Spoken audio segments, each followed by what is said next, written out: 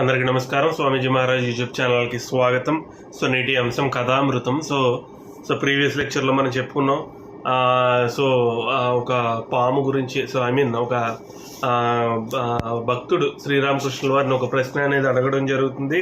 So దుష్టుడు మనకి హాని కలిగించాలని చూస్తే మనం చేతులు ముడుచుకుని కూర్చోవాలని చెప్పి ఒక భక్తుడు శ్రీరామకృష్ణుల వారిని అడగడం జరుగుతుంది. దానికి శ్రీరామకృష్ణుల వారు ఏం చెప్పారంటే, మీరు బుస కొట్టండి కానీ హాని చేయొద్దు, అంటే విషయం చెమ్మొద్దు అని చెప్పి శ్రీరామకృష్ణుల వారు ఒక కథ రూపంలో ఒక ఎగ్జాంపుల్ ఇస్తూ ఆయన చెప్పడం జరిగింది.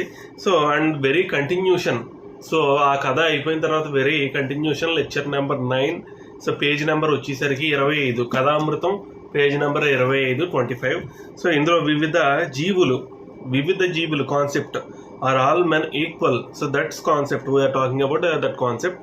అందులో శ్రీరామకృష్ణుల వారు చెప్తున్నారు, భగవంతుడి సృష్టిలో వివిధ రకాలైనటువంటి జీవులు ఉన్నారు, అంటే వివిధ రకాలైనటువంటి మనుషులు ఉన్నారు. అందులో సాధువులు ఉన్నారు, మహాత్ములు ఉన్నారు, పుణ్యాత్ములు ఉన్నారు, చెడ్డవాళ్ళు ఉన్నారు, దుష్టులు ఉన్నారు, భయంకరమైన వాళ్ళు ఉన్నారు. అందరూ అన్ని రకాల వాళ్ళు, అన్ని వర్గాల వాళ్ళు ఉన్నారు.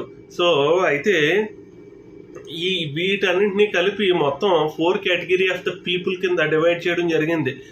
జీవుల్ని మొత్తం 4 రకాల జీవులుగా డివైడ్ చేయడం జరిగింది, పరిగణించడం జరిగింది. ఆ 4 వర్గాలుగా విభజించిన జీవులు ఏంటి అనేది ఒకసారి మనం శ్రీరామకృష్ణ వారి మాటల్లో ఒకసారి పరిశీలించి చూస్తే, ఒకటి ఆయన ఎలా చెప్తున్నారు, జీవులను 4 వర్గాలుగా విభజించవచ్చు.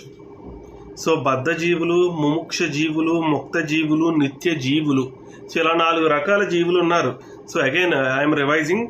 బద్ధ జీవులు, ఫస్ట్ వన్ బద్ధ జీవులు, ముముక్ష జీవులు, ముక్త జీవులు, నిత్య జీవులు, మొత్తం 4 రకాలైనటువంటి జీవులు ఉండడం జరుగుతుంది. అందులో ఫస్ట్ వన్ నారదుడు వంటి వారు నిత్య జీవుల కింద వస్తారు. మీరు చూసుకుంటే నారద మునేంద్రులు వంటి వారు వాళ్ళందరూ కూడా నిత్య జీవుల కింద వస్తారనమాట. వీళ్ళని నిత్య జీవుల కింద ఎందుకు పరిగణించారంటే, వీళ్ళు మానవాళికి ఆధ్యాత్మిక సత్యాలను ఆధ్యాత్మిక సత్యాలను బోధించడానికి పరోపకారమే వీళ్ళ ముఖ్య ఉద్దేశంగా వీళ్ళు ఉంటారు. వీళ్ళు మానవాళికి ఆధ్యాత్మిక సత్యాలని బోధించడానికి పరోపకారార్థం ఈ లోకంలో వీరు జీవిస్తారనమాట.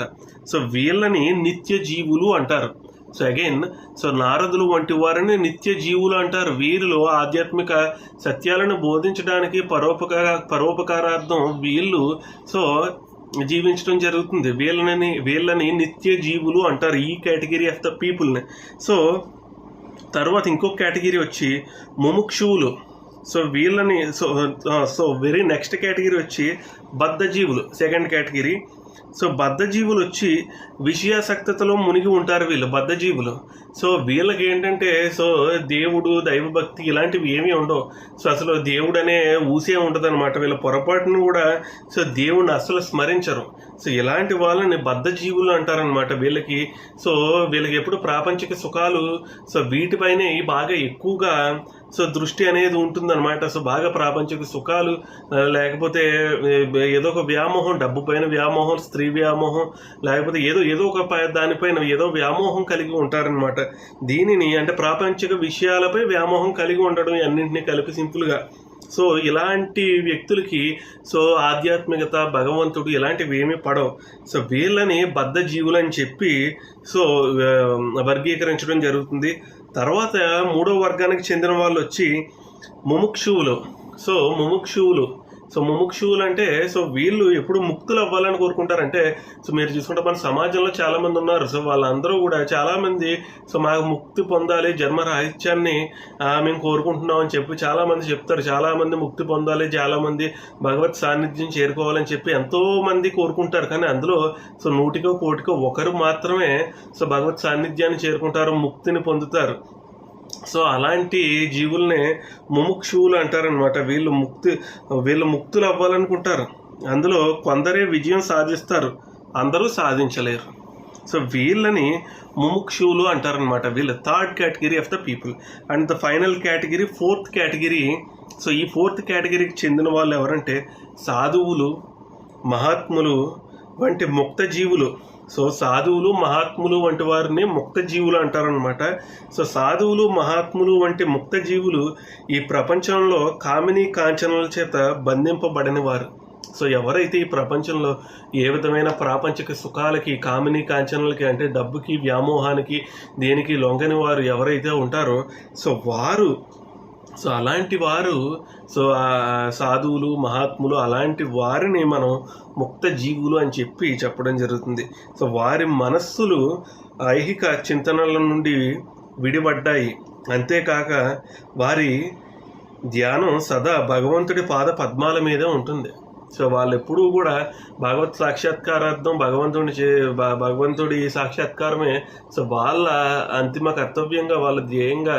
సో వాళ్ళు ఆత్మ సాక్షాత్కారాన్ని పొందాలి, భగవత్ సాక్షాత్కారాన్ని పొందాలని అనే దృక్పథంతో ఉంటారు ఆ మహాత్ములు, సాధువులు. సో వీళ్ళని సో ముక్త జీవులు అని చెప్పంటారు అన్నమాట. So 4 category of the people: బద్ధ జీవులు, ముముక్షువులు, ముక్త జీవులు, నిత్య జీవులు. Again I'm revising. సో నారదుడు వంటి వారు వచ్చేసరికి నిత్య జీవులు. బద్ధ జీవులు అంటే కనీసం దేవుడు అనేది ఊసుగట్ట ఉండదు, దేవుడు దైవారాధన భక్తి అనేది వాళ్ళకి పడదు, వాళ్ళని బద్ధ జీవులు అంటారు. తర్వాత ముముక్షువులు అనే వాళ్ళు ఏంటంటే ముక్తిని కోరుకుంటారు వీళ్ళు. సో వీళ్ళు సో ముక్తిని కోరుకుంటారు. సో వందల మంది ముక్తిని కోరుకుంటారు, ఒకళ్ళు మాత్రమే సో విజయం సాధిస్తారంటే ముక్తిని పొందుతారు. సో వాళ్ళని ముముక్షువులు అంటారు. తర్వాత ముక్త జీవులు అంటే సాధువులు మహాత్ములు. సో కామినీ కాంచనల్ని, ప్రాపంచిక సుఖాలని త్యజించిన వాళ్ళని సో వీళ్ళని సో ముక్త జీవులు అంటారు. సో వీళ్ళు ఎప్పుడు కూడా సో ఆత్మ సాక్షాత్కారం, భగవంతుని సాక్షాత్కరించుకోవాలి. సో వీటి మీద వీళ్ళ దృష్టి ఇవన్నీ కూడా వీటి మీద ఉంటుంది. సో ఇది చెప్పిన తర్వాత ఆయన ఒక చిన్న స్టోరీ, ఒక చిన్న కథ అనేది చెప్పడం జరిగింది. ఇంకా బెటర్ ఎక్స్ప్లెనేషన్ కోసం ఆయన ఇంకో కథ చెప్పారు దీని గురించి. సో ఆ కథను నేను మీకు చదివి వినిపిస్తున్నాను, చూడండి. సో చేపలు పట్టే నిమిత్తం ఒక చెరువులో వల విసిరారనుకుందాం. కొన్ని చేపలు ఎంత తెలివైనవంటే అవి ఏనాడు వలలో చిక్కువడవు. అవి నిత్య ముక్తుల కోవకు చెందుతాయి. అంటే నారదులు లాంటి వారి కోవకి సో చెందుతాయి నిత్య జీవులు అలాంటివి. కానీ అధిక సంఖ్యలో చేపలు వలలో పడతాయి. వలలో చిక్కుకున్న చేపల్లో కొన్ని పారిపోవడానికి ప్రయత్నిస్తాయి. సో అవి సో ముముక్షు జీవులు వంటివి. సో వల మనం చెరువులోకి విసురుతాం. సో కొన్ని చేపలు ఎట్టి పరిస్థితుల్లోనే అవి దొరకవు. సో వాటిని నిత్య జీవులు అంటారు నారదుడు వంటి వారు, మనం చెప్పుకున్నాం ఎగ్జాంపుల్. సో కొన్ని వలలో చిక్కుపడతాయి. సో చాలా వరకు చేపలు వలలో చిక్కుపడతాయి. అందులో అన్ని చేపలు తప్పించుకోవాలని ప్రయత్నిస్తాయి. కానీ ఏవో కొన్ని చేపలు ఒకటో రెండో ఒకటో రెండో చేపలు అందులో నుంచి సో బయటపడతాయి. వాటిని సో ముముక్షు జీవులు అని చెప్పంటారు. అవి సో బయటపడతాయి. అంటే అవి సో అలాంటి కేటగిరీ ఆఫ్ ద పీపుల్ ముక్తిని పొందాలని చూస్తారు చాలామంది. కొంతమంది మాత్రమే ముక్తిని పొందుతారు. వాళ్ళు ముముక్షువులు. అంటే ఈ చేపలు, కొన్ని చేపలు ఏవైతే బయటపడ్డాయో అవి. సో తర్వాత కానీ ప్రయత్నించే అన్ని చేపలు తప్పించుకోలేవు కదా. అన్ని తప్పించుకోవాలని ప్రయత్నిస్తే కొన్నే బయటకు వస్తాయి, అన్నీ తప్పించుకోలేవు కదా. అత్యల్ప సంఖ్యలో చేపలు వల నుండి నీళ్ళలోకి గెంతేస్తాయి. అప్పుడు బెస్తవాడు అదిగో పెద్ద చేప ఒకటి తప్పించుకుంటుంది అంటూ కేక వేస్తాడు. కానీ వలలో పడ్డ చేపల్లో అధిక భాగం తప్పించుకోలేవు. అంతేగాక తప్పించుకోవడానికి ప్రయత్నం కూడా చెయ్యు. సో కొన్ని చేపలు ఉంటాయి, కొన్ని అయితే వలలో పడతాయి, చాలా చేపలు వలలో పడతాయి, కొన్ని చేపలు తప్పించుకుంటాయి, కొన్ని అయితే అసలు ఇంకా అయిపోయింది మన పని అని చెప్పి అవి ఇంకా తప్పించుకోవు.